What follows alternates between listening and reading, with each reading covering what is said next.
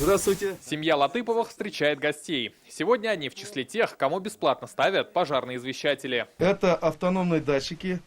Они работают батарейкой кроной. Такому полезному подарку глава семейства очень рад, ведь в доме 15 детей. Проводка загорится. Это же жизнь.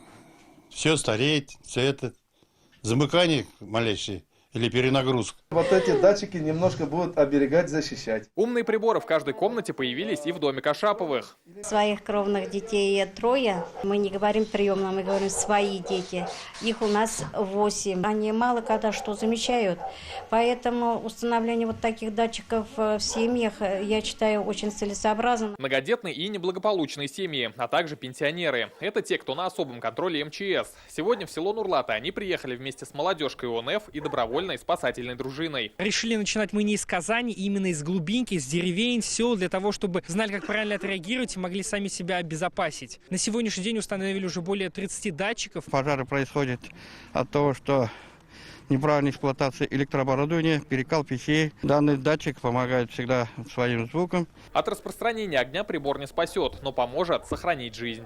За печальным примером далеко идти не нужно. Уже в начале года в этом бревенчатом доме на пожаре в селе Нурлаты погиб мужчина. Как говорят в МЧС, от установки извещателей он отказался.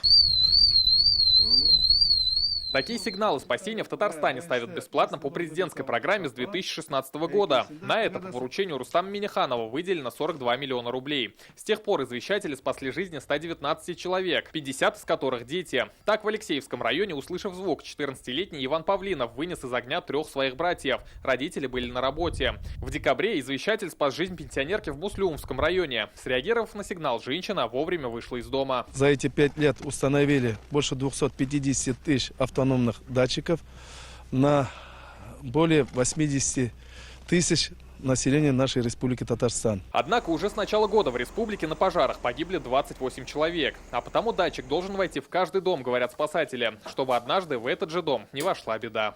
Рамиль Галиуллин, Игорь Романов, ТНВ, Зеленодольский район. Закажи рекламу на ТНВ. Телефон в Казани 5 705 100.